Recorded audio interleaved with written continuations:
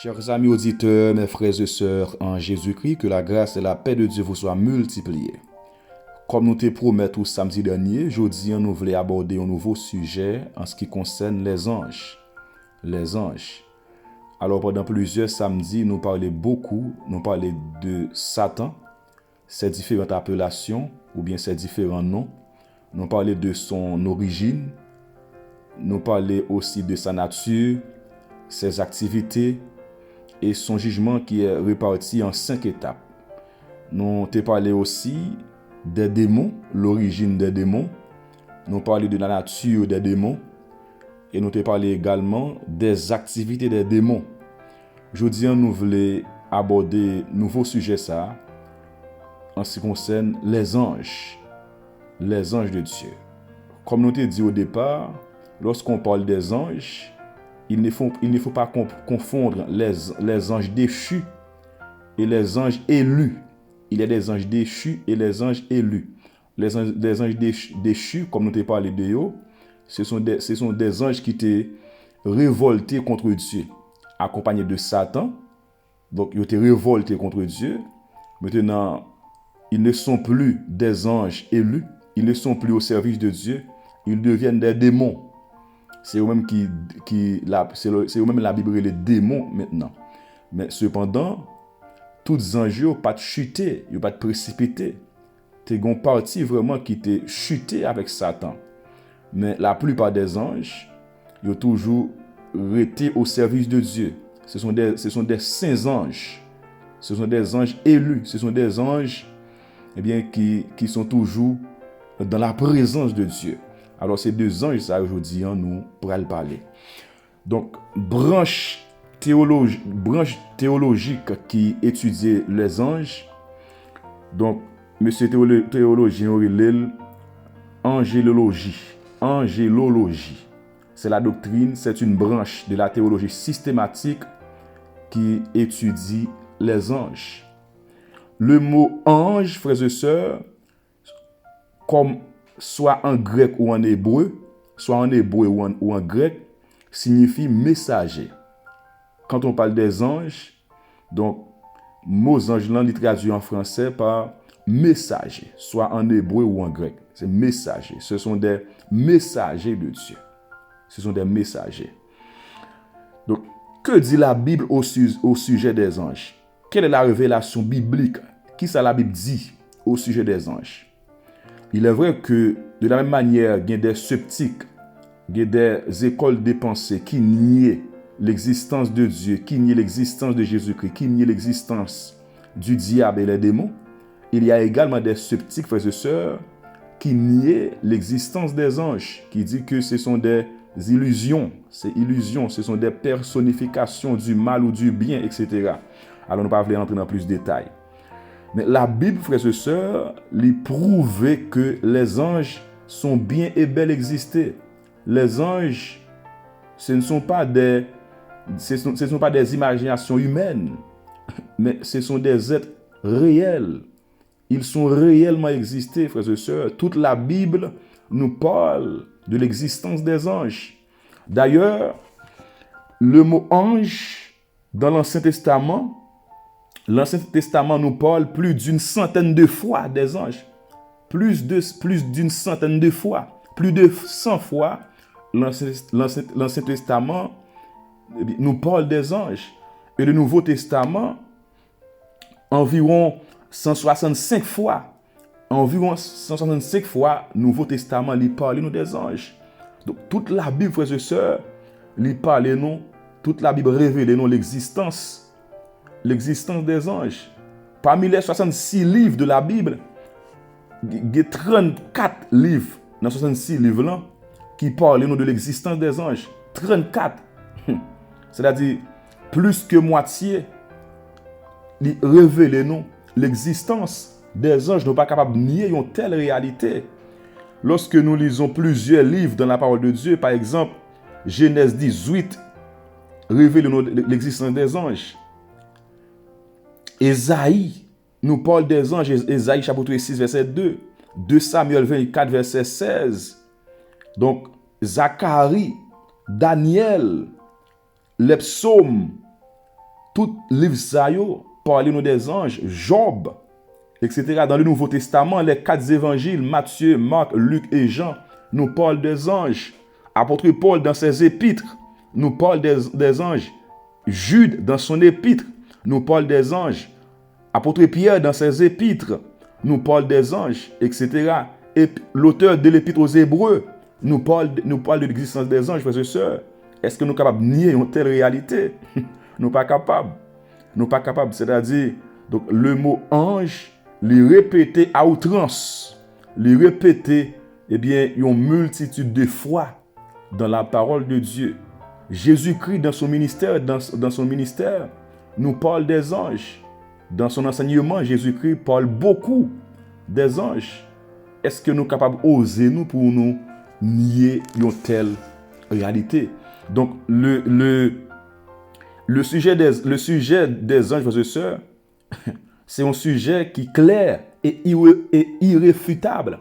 C'est un sujet qui est clair et irréfutable. Nous ne sommes pas capables de rejeter, nous ne sommes pas capables de refuter un tel sujet. Nous ne sommes pas capables. Si vraiment nous croyons dans la parole de Dieu, si nous croyons dans l'autorité de la Bible, si nous croyons dans l'inhérence de la Bible, si nous croyons dans la révélation de Dieu, si nous croyons dans l'inspiration de la parole de Dieu, nous ne sommes pas capables de nier l'existence des anges.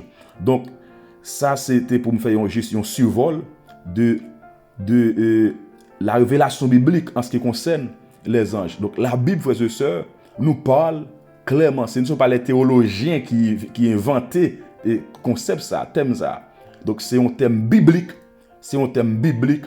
Donc, la Bible lui parle nous clairement, explicitement de l'existence des anges. Maintenant, parlons un peu de la nature des anges. Qui sont les anges? Les anges qui est la nature des anges. Tout d'abord, frères et sœurs, les anges, ce sont des êtres personnels. Ce sont des êtres personnels. De la même manière, nous avons parlé des démons, nous avons dit que ce sont des êtres personnels. C'est-à-dire, lorsqu'on dit que les anges, ce sont des êtres personnels, ils possèdent les caractéristiques d'une personne. Ils possèdent les caractéristiques d'une personne. Par exemple, les anges, frères et sœurs, ils éprouvent, les anges, ils ont de l'intelligence. Ils possèdent de l'intelligence. Ils possèdent de l'intelligence selon Matthieu 8, verset 29, 2 Corinthiens 11, verset 3, 1 Pierre 1, verset 12. Malheureusement, nous ne pouvons pas lire les textes parce qu'il y a beaucoup d'encouragés à souligner, capables de lire, eh bien, la caillou. Les anges possèdent de l'intelligence. Ce sont des êtres intelligents. Donc, et deuxièmement, ils ressentent des émotions. Ils ressentent des émotions. Ils ont des émotions, des sentiments, des désirs. Selon Luc 2, verset 13, Jacques 2, verset 19, Apocalypse chapitre 12, verset 17. Ils ressentent des émotions. Troisièmement, ils font preuve d'une volonté. Ils font preuve d'une volonté. Selon Luc 8, verset 28 à 31, 2 Timothée 2, verset 26, Jude, verset 6. Jude, verset 6. Donc, tout attribut, ça, toute faculté, ça, ce sont des facultés de l'âme. Ce sont des facultés, eh bien, une personne possédée. Alors, bien entendu, ce ne sont pas des personnes physiques, comme on aime avec vous. Ils ne sont pas des personnes physiques, mais ils sont des personnes spirituelles. Ils ont une intelligence, ils ont une émotion, ou bien sentiment, ils ont des désirs, ils ont une volonté. Les anges, ils ont une conscience, ils sont conscients de eux-mêmes. Ils sont conscients de eux-mêmes. Voilà. Premièrement, ce sont des êtres personnels. Deuxièmement, en ce qui concerne la nature des anges, non seulement ils sont des êtres personnels, ils sont également des êtres spirituels. Ils sont également des êtres spirituels. C'est-à-dire les anges, ce sont des esprits. Ce sont des esprits qui sont au service de Dieu. Alors bien entendu, des anges élus. Ce sont des anges, ce sont des esprits qui sont au service de Dieu. Selon Hébreux 1, verset 14. Selon Hébreux 1, verset 14. Alors, les anges, ce sont des êtres immatériels et incorporels. Ce sont des êtres immatériels et incorporels. C'est-à-dire, les anges, ils n'ont pas un corps. Ou pas toucher aux anges. Les anges, ils n'ont pas un corps. Ils n'ont pas un corps, frères et sœurs. Yo pas gen chair, yo pas gen os, yo pas gen sang. Non, ce sont des êtres immatériels et incorporels. Alors bien entendu, il est vrai que ce ne sont pas des êtres humains, yo pas gen corps, mais cependant, yo capable de manifester sous une forme, yo capable de prendre une forme. Très souvent, nous voyons des anges parfois ils manifestent, eh bien, sous une forme. Ils sont capables de manifester, ils sont capables de prendre forme, ils sont humains. Mais cependant, ce ne sont pas des humains, ce ne sont pas des êtres humains. Ce sont des esprits. Ce sont des esprits immatériels et incorporels. Ils n'ont pas ni corps, ou pas capable de toucher aux anges, ou pas capable de voir aux anges à l'œil nu, ou pas capable de voir aux anges avec yeux charnels. Non, ce sont des êtres spirituels. Donc, plusieurs textes dans la Bible montrent, non, eh bien, réalité ça. Troisièmement, frères et sœurs, ils sont des êtres immortels et ils ne se reproduisent pas. Ce sont des êtres immortels qui ne se reproduisent pas. Les anges ne sont pas capables de mourir ou pas capables de tuer les anges. Ou pas capable d'aller en fusil ou bien un revolver pour tirer les anges. Ils ne sont pas capables. Ce n'est pas possible. Ils ne sont pas capables de mourir. Ils sont immortels. Ils ne se reproduisent pas. C'est-à-dire les anges, ce sont des êtres asexués. Ils ne sont pas reproduits. Les anges ne sont pas capables de faire petit. Ils ne sont pas capables de faire petit. Ils ne sont pas capables de reproduire. Ils n'ont pas de sexe. Les anges ne sont pas ni femme, ils ne sont pas ni garçon. Ils n'ont pas ni femme, ils n'ont pas ni garçon. Ils n'ont pas de sexe, frères et sœurs. Ils n'ont pas de sexe. Selon Matthieu 22, verset 30, selon Luc 20, verset 36, les anges, ce sont des êtres immortels et ensuite, ils ne sont pas capables de reproduire. Le nombre des anges est immuable. Le nombre des anges est immuable. Quantité des anges, mon Dieu, été créé, quantité arrêtée, immuable, constante, il n'a pas changé. Il n'a pas changé. Voilà. Et selon Matthieu 25, selon Luc 20, verset 36, ce texte nous parle de l'immortalité des anges. Matthieu 22, verset 30 aussi, montre que les anges ne sont pas capables de reproduire. Ce sont des êtres asexués. Cinquièmement, les anges, ce sont des êtres saints à l'origine. Ils sont des êtres saints à l'origine. Ils sont des êtres saints à l'origine. Bon Dieu t'a créé les anges saints, frères et sœurs. Bon Dieu t'a créé les anges saints. Alors, bien entendu, les anges qui te chutent avec Lucifer, ils ne sont plus saints. Ils ne sont plus saints. C'est pourquoi la Bible appelle les anges déchus ou bien les démons. Ils ne sont pas saints encore. Les anges qui chutent.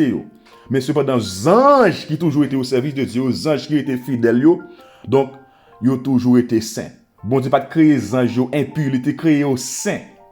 Il était créé aux saints. Alors, les anges qui chutent, ils viennent devenir des anges, des esprits impurs. Mais au départ, ils ne sont pas impurs. C'est ça la Bible explique. Non, selon Genèse 1, verset 31, la Bible dit que tout ça que bon Dieu t'a créé, donc, ils étaient bons. Juge 6 aussi nous parle. Donc, les anges à l'origine, frères et sœurs, bon Dieu, il était créé, eh bien, saints. Ensuite, les anges, ce sont des créatures supérieures aux hommes. Ce sont des créatures supérieures aux hommes. Hébreux 2, versets 7 à 9 montre que les anges sont supérieurs aux hommes en termes de puissance. Ils ont plus de puissance que nous, ils ont plus de capacité que nous, ils ont plus d'intelligence que nous. Ils ont plus d'intelligence que nous, ils sont plus rapides que nous, les anges. Ils sont plus puissants que nous. Selon Hébreux 2, versets 7 à 9, le psaume 8 également nous parle de ça. Les anges, frères et sœurs, ce sont des êtres créés. Ce sont des créatures de Dieu. Donc, les anges ne sont pas Dieu, ils ne sont pas omnipotents, ils ne sont pas omniprésents, ils ne sont pas omniscients. Ils ne sont pas omniscients. Ce sont des créatures de Dieu. Colossiens 1, verset 16 montre que les anges ont été créés par Jésus-Christ. Ce sont des créatures de Dieu. C'est pourquoi, frères et sœurs, nous ne sommes pas capables d'adorer aux anges. Nous ne sommes pas capables d'adorer aux anges. Nous ne sommes pas adorer aux anges, c'est de l'idolâtrie. C'est de l'idolâtrie. Nous ne pas prier aux anges. Nous ne pas capables de prier aux anges. Nous ne pas capables d'adorer aux anges. Nous ne pas invoquer les anges. Non, c'est de l'idolâtrie. Seulement Jésus qui est digne d'adoration. Seulement Dieu qui est digne de gloire. Pour nous capables prier Dieu, prier Jésus, prier Saint-Esprit. Mais qu'en est-il des anges? Nous ne pas prier les anges. Nous ne pas adorer les anges. Nous ne pas invoquer les anges. Gen moun lorsque l'on difficulté l'a demandé, Michael descend, Archange descend. Non! Lorsque nous en danger, c'est Jésus pour nous relayer. C'est Jésus le créateur, le Dieu vivant pour nous relayer. C'est pas ange pour nous relayer, c'est pas ange pour nous invoquer. C'est Jésus pour nous invoquer. C'est Jésus pour nous adorer. C'est Jésus pour nous glorifier. Et les anges aussi, ils connaissent ça. Ils connaissent ça. Ils connaissent ça, frères et sœurs. Ils connaissent pas mériter adoration, ils pas mériter gloire. Seulement Jésus, seulement Dieu qui est digne d'adoration. Parce que les anges, ce sont des créatures comme nous. De la même manière, nous, moi et vous, nous avons été créés. Les anges aussi ont été créés par Dieu. C'est Dieu qui est le créateur des anges. Jésus-Christ, il est le créateur des anges. Nous ne sommes pas capables d'adorer aux anges, nous ne pas adorer aux anges. Alors la Bible n'a pas précisé clairement qui l'heure, dans qui moment, dans quelle époque les anges ont été créés, mais seulement les anges, ce sont des êtres créés. Créés par Dieu, ce sont des créatures de Dieu. Donc tels sont des arguments que nous avançons en ce qui concerne la nature des anges. Nous voyons que les anges, ce sont des êtres personnels, c'est-à-dire qu'ils possèdent toutes les caractéristiques d'une personne. Ils ont une intelligence, ils ont des émotions, des sentiments, des désirs, ils ont une volonté, ils ont une conscience, etc. Deuxièmement, ce sont des êtres spirituels, c'est-à-dire ce sont des esprits. Les anges, ils n'ont pas ni corps, ce sont des êtres immatériels et incorporels. Ce sont des esprits qui sont au service de Dieu. Et troisièmement, ce sont des êtres immortels qui ne se reproduisent pas. Les anges ne sont pas capables de mourir, pas capables de tuer les anges. Donc, et ensuite, ce sont des êtres asexués, ils n'ont pas ni sexe, ils n'ont pas ni fille, ils n'ont pas ni garçon, etc. Nous voyons aussi les anges, ils sont supérieurs aux hommes en termes de puissance. Ils ont plus puissance que nous, plus pouvoir, ils ont plus capacité que nous, plus intelligents que nous. Ils ont plus puissance que nous. Et les anges, ils étaient créés saints à l'origine. Bon, ils étaient créés au saint à l'origine. Et nous voyons également les anges, ce sont des créatures de Dieu. Ils ont été créés par Dieu, selon Colossiens 1, verset 16. Voilà, tels sont, frères et sœurs, les arguments qui prouvaient la nature des anges. Seigneur, merci, Papa. Toi seul est digne de gloire. Toi seul est digne d'adoration. Ou même seul qui est le Créateur. C'est pourquoi, Seigneur Dieu, nous adorons, nous glorifions. Merci pour parole qui révèle nous la nature des anges, Papa. Merci infiniment. Vous montrez que bon Dieu d'amour, c'est bon Dieu. Tu es le créateur des hommes et des anges. Tu es le créateur, mon Dieu d'amour, du ciel et de la terre, Seigneur. Ou même seul qui mérite gloire. Ou même seul qui mérite les anges, qui mérite adoration, qui mérite honneur, Seigneur. Nous ne pouvons pas adorer les anges, nous ne pouvons pas prier les anges, nous ne pouvons pas invoquer les anges. Ou même seul Jésus nous adorer. Ou même seul Jésus nous glorifier, Seigneur. Ou même seul Jésus nous honorer. Que ton nom soit sanctifié, que ton nom soit béni, que ton nom soit glorifié, Seigneur, que ton nom soit exalté.